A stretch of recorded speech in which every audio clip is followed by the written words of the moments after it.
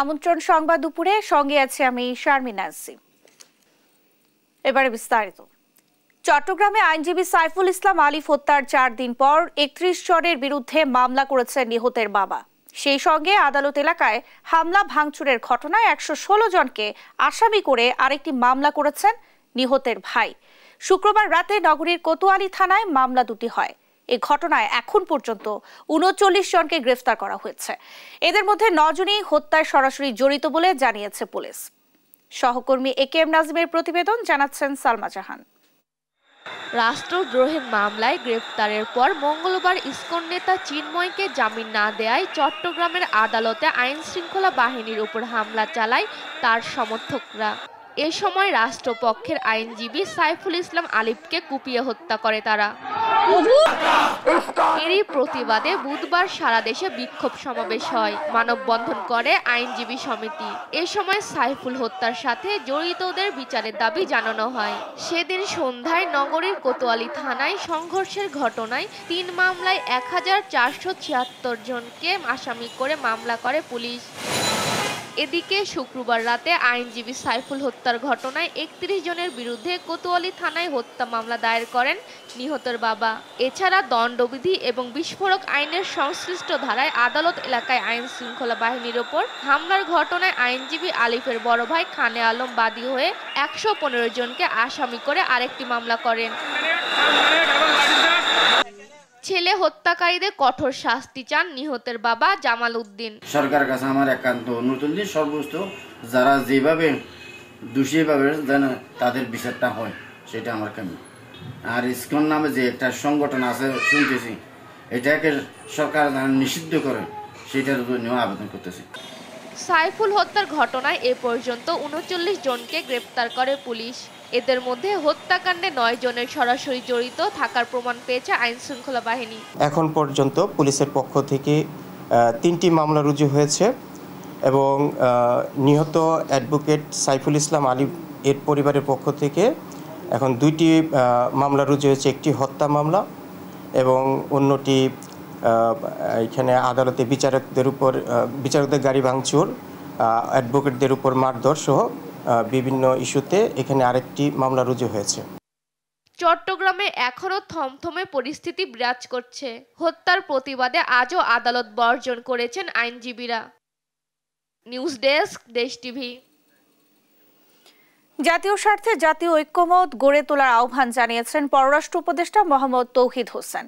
বাংলাদেশ কারোর জন্য আতঙ্কের কারণ নয়, সবার সাথে সুসম্পর্ক রাখতে চায় বলেও জানান তিনি। শনিবার সকালে রাজধানীর নর্থ সাউথ বিশ্ববিদ্যালয়ে ভারত বাংলাদেশ সম্পর্ক নিয়ে আয়োজিত আলোচনা সভায় এ কথা জানান উপদেষ্টা। এছাড়া ভারতীয় মিডিয়া ভারত বাংলাদেশ স্বাভাবিক সম্পর্ক প্রতিষ্ঠায় প্রতিবন্ধকতা তৈরি করছে বলেও মন্তব্য করেন তিনি। অনেক ক্ষেত্রে আমার কাছে মনে হয়েছে যে আমাদের জাতীয় ঐক্যমত্য না থাকার কারণে আমরা অনেক পিছিয়েছি। অনেক ক্ষেত্রে যেখানে আমরা আরো অর্জন করতে পারতাম সেটা আমরা পারিনি, শুধুমাত্র জাতীয় ঐক্য না থাকার কারণে। ভারতীয় মিডিয়া যে ভূমিকা নিয়েছে, এটা কোনো অবস্থাতেই দুটো দেশের মধ্যে স্বাভাবিক সম্পর্ক প্রতিষ্ঠার জন্য সহায়ক না, প্রতিবন্ধক। এটা একটা তারা কেন করছে তারা ভালো বলতে পারবেন। এখানে আমার মনে হয় আমাদের মিডিয়ার একটা ভূমিকা নেওয়া প্রয়োজন আছে। একেবারে প্রমাণিত যে অনেকগুলি বক্তব্য তারা সম্পূর্ণ মিথ্যা দিচ্ছে, সেগুলিকে আমি মনে করি যে আমাদের মিডিয়া আরেকটু শক্তভাবে উত্থাপন করতে পারে, আরেকটু বেশি কভারেজ দিতে পারে। সংখ্যালঘু নির্যাতন নিয়ে বাংলাদেশের বিরুদ্ধে মিথ্যা তথ্য ছড়ানো হচ্ছে। সুইজারল্যান্ডের জেনেভায় জাতিসংঘের সংখ্যালঘু ফোরামের 17তম অধিবেশনে এই তথ্য তুলে ধরেন সংস্থাটির বাংলাদেশের স্থায়ী প্রতিনিধি আরিফুল ইসলাম। অধিবেশনে বলেন, দেশের সব নাগরিক নিজ নিজ ধর্ম পালনে স্বাধীন। বাংলাদেশের সব জাতি ধর্মের অধিকার সমুন্নত রাখতে সর্বোচ্চ গুরুত্ব দিচ্ছে অন্তর্বর্তী সরকার। এ সময় সংখ্যালঘু নির্যাতন নিয়ে একটি কুচক্রী মহল ভুয়া, মিথ্যা ও অতিরঞ্জিত তথ্য ছড়ানোর অভিযোগ করেন। আন্তর্জাতিক গণমাধ্যমে এই ধরনের অপপ্রচারের প্রকৃত সত্য উন্মোচিত হয়েছে উল্লেখ করে বিশ্বকে মিথ্যাচারে কান না দিয়ে প্রকৃত সত্য খতিয়ে দেখার আহ্বান জানান।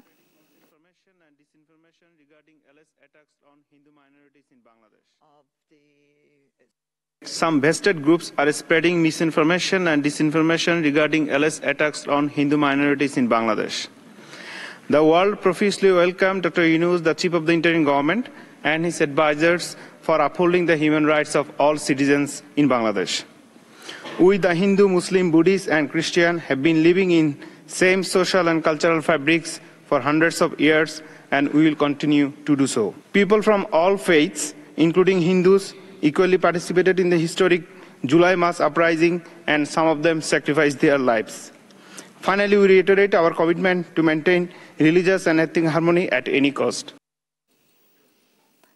আন্তর্জাতিক গণমাধ্যমের বরাত দিয়ে ধর্ম উপদেষ্টা বলেছেন, বিগত সরকারের সময় থেকে সংখ্যালঘুরা এই সরকারের সময়ে বেশ নিরাপদে আছে। সকালে রাজধানীর কাকরাইলে ডিপ্লোমা ইঞ্জিনিয়ার্স ইনস্টিটিউশনের বাউফল ফাউন্ডেশন আয়োজিত গুণীজন সংবর্ধনা অনুষ্ঠানে এ কথা বলেন তিনি। এ সময় তিনি আরও বলেন, দেশি বিদেশি একটি গোষ্ঠী বাংলাদেশকে অস্থিতিশীল করার জন্য ঘোলা পানিতে মাছ শিকার করার চেষ্টা চলছে। আর চট্টগ্রামে আইনজীবী হত্যাকাণ্ডের ঘটনায় জড়িতদের ছাড় দেওয়া হবে না বলেও জানান তিনি।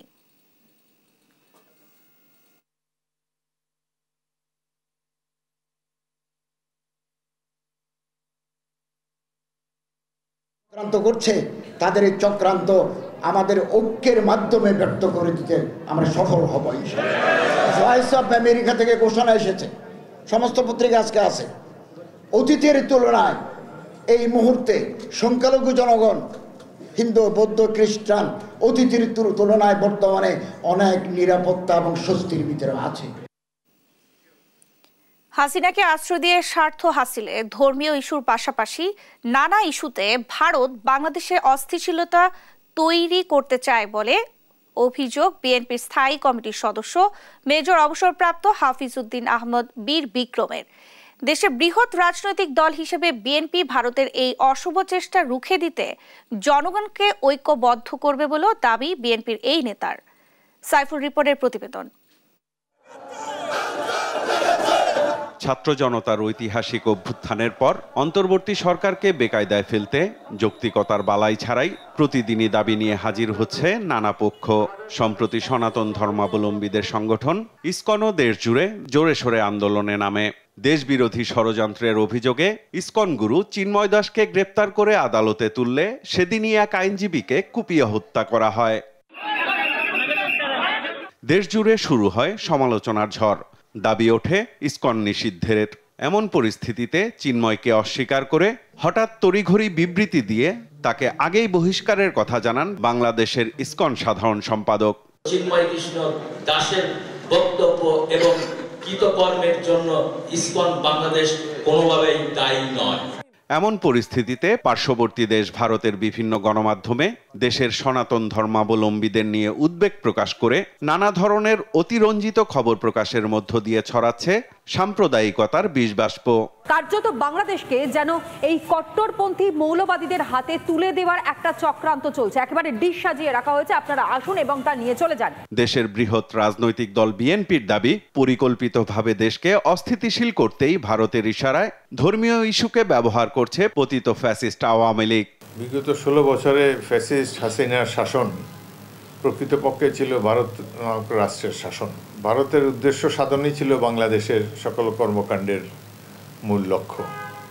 অবশেষে ছাত্র জনতার সংগ্রামের পর তারা দেশ ছাড়তে বাধ্য হয়েছে, কিন্তু এটাকে ভারত সহজভাবে গ্রহণ করেনি। শেখ হাসিনার একমাত্র লক্ষ্য হলো কিভাবে বাংলাদেশকে ধ্বংস করা যায়।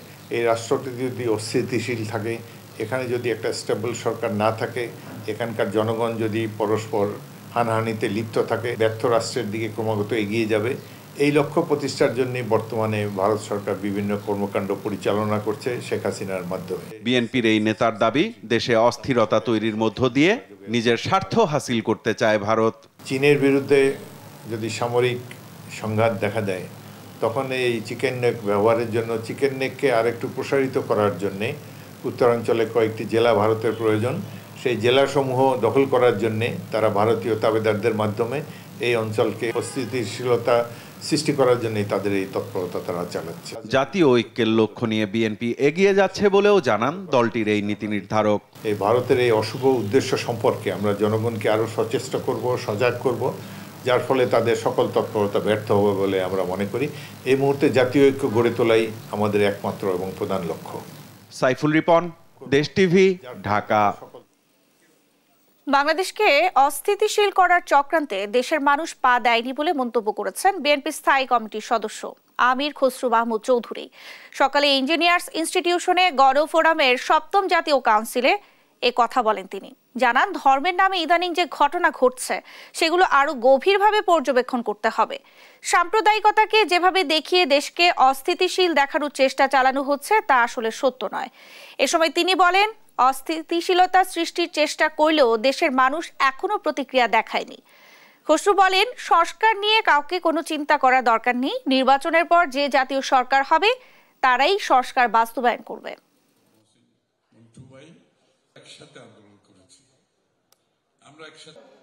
কখনো আনসারের বিদ্রোহ, কখনো আপনার সংখ্যালঘুদের বেশি, কখনো ওই যে বেবি ট্যাক্সি, ইলেকট্রিক ট্যাক্সি,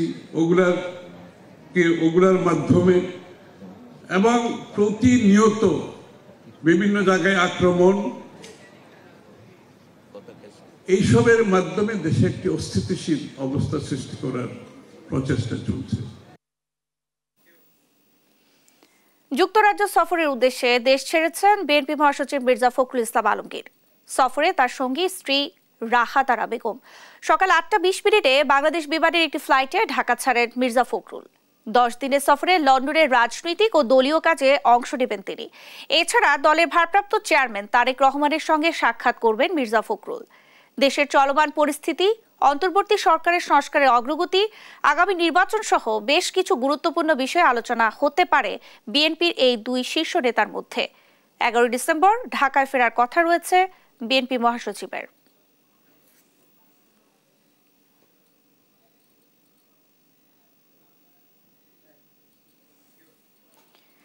অভ্যুত্থানের সব অর্জন ব্যর্থ করার পায়তারা চলছে জানিয়ে সবাইকে সজাগ থাকতে বললেন জুলাই শহীদ স্মৃতি ফাউন্ডেশনের সাধারণ সম্পাদক সার্জিস আলম। শনিবার দুপুরে ময়মনসিংহে বৈষম্য বিরোধী আন্দোলনের শহীদদের পরিবারকে আর্থিক সহায়তা প্রদান অনুষ্ঠানে এ কথা বলেন তিনি। এ সময় ধর্মকে ব্যবহার করে ইসকন বা অন্য যে সংগঠনই সাম্প্রদায়িক সম্প্রীতি নষ্ট করতে চায় তাদেরকে নিষিদ্ধের দাবি জানান সার্জিস বলেন, শকুনের নজর এখনো যায়নি, স্বৈরাচারের দোষরা রয়ে গেছে।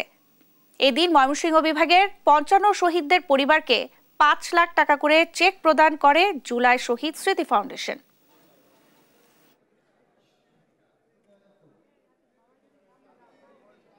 কেউ যদি ধর্মকে ব্যবহার করে, সে যেই ধর্মের হোক না কেন, ধর্মকে ব্যবহার করে যদি যে কোনো ধরনের উগ্র সাম্প্রদায়িক কার্যকলাপে লিপ্ত হয়, সেটা ইসকনের মতো কোনো উগ্রবাদী সংগঠন হোক বা অন্য যে কোনো সংগঠন হোক, যে কোনো ধর্মের হোক, তাদের বিরুদ্ধে আমাদের অবস্থান সবসময় সোচ্চার থাকবে।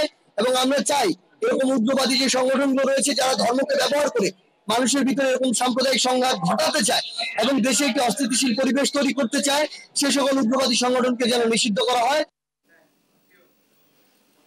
21 আগস্ট গ্রেনেড হামলার ঘটনায় হত্যা ও বিস্ফোরক দ্রব্য আইনের মামলায় আপিল ও ডেথ রেফারেন্সের উপর রোববার রায় ঘোষণা করবেন হাইকোর্ট। বিচারপতি AKM আসাদুজ্জামান ও বিচারপতি সৈয়দ এনায়েত হোসেনের হাইকোর্ট বেঞ্চের রোববারের কার্যতালিকায় রায় ঘোষণার জন্য মামলা দুটি 54 ও 55 নম্বর তালিকায় রাখা হয়েছে। এর আগে 21 নভেম্বর শুনানি শেষে রায় ঘোষণার জন্য অপেক্ষমান রেখেছিলেন হাইকোর্ট। আদালতের রাষ্ট্রপক্ষে ছিলেন deputy attorney general Mohammad Jasim Sarkar. আসামি পক্ষে ছিলেন আইনজীবী SM শাহজাহান ও শিশির মনির। এই ঘটনায় মামলায় 2018 সালের 10 অক্টোবর বিচারিক আদালত সাবেক স্বরাষ্ট্র প্রতিমন্ত্রী লুৎফুজ্জামান বাবর ও বিএনপি নেতা আব্দুস সালাম পিন্টু সহ 19 জনের মৃত্যুদণ্ড দেন। একই সঙ্গে বিএনপি সিনিয়র ভাইস চেয়ারম্যান, বর্তমানে ভারপ্রাপ্ত চেয়ারম্যান তারেক রহমান সহ 19 জনের যাবজ্জীবন কারাদণ্ড দেওয়া হয়। বিভিন্ন মেয়াদে কারাদণ্ড দেওয়া হয় অপর 11 আসামিকে।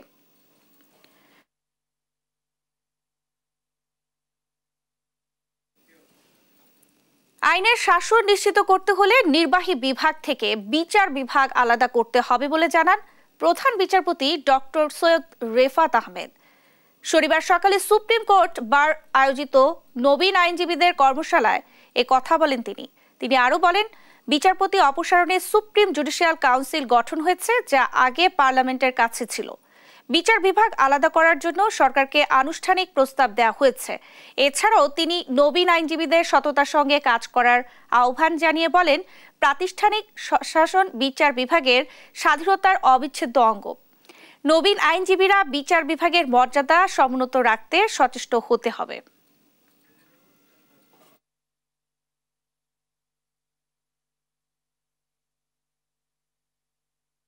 As part of my steadfast commitment to institutional reform and strengthening the independence of the judiciary, I have taken decisive steps to establish the foundation for true separation of powers.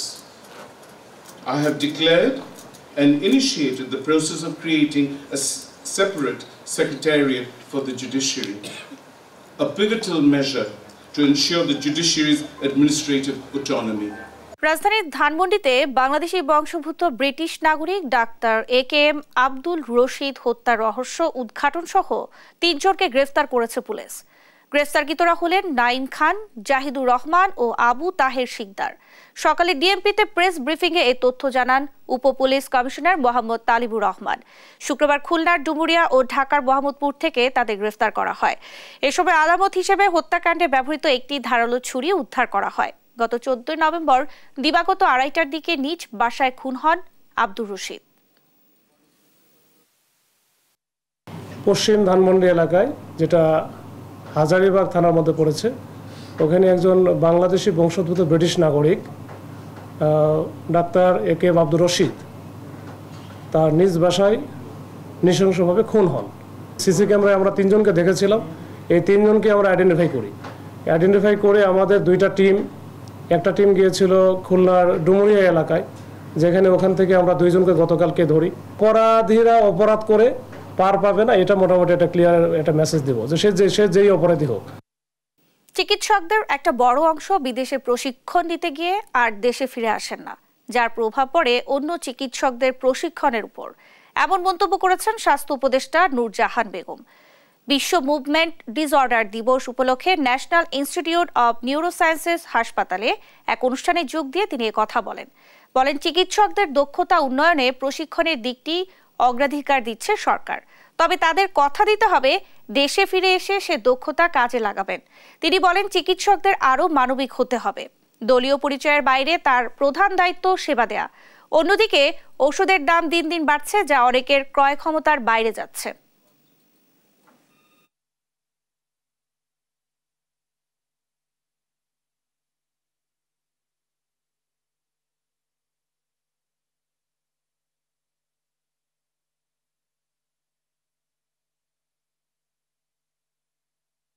আমি চাই আমাদের ডাক্তাররা যতভাবে, যত বিষয়ে যত বেশি অভিজ্ঞতা অর্জন করবেন, শিক্ষিত হবেন, এই শিক্ষা এখানেই থাকবে। এতে দেশের মানুষ এটার উপকার পাবে। গবেষণার জন্য যদি আরো কিছু টাকা বরাদ্দ করতে হয়, সেটা যেভাবে আমরা করতে পারবো, কিন্তু ফ্রুটফুল কিছু যদি আপনারা নিয়ে আসতে পারেন, সেটা নিয়ে আসে। ঢাকা মাওয়া মহাসড়কে এক অজ্ঞাত তরুণীর গুলিবিদ্ধ মরদেহ উদ্ধার করেছে পুলিশ। শনিবার সকাল 8টার দিকে শ্রীনগরের সার্ভিস সড়কে মরদেহটি দেখতে পেয়ে পুলিশকে খবর দেয় স্থানীয়রা। ঘটনাস্থল থেকে 5টি গুলির খোসা উদ্ধার করে পুলিশ। পুলিশের ধারণা, গুলি করে ওই নারীকে হত্যা করেছে দুর্বৃত্তরা।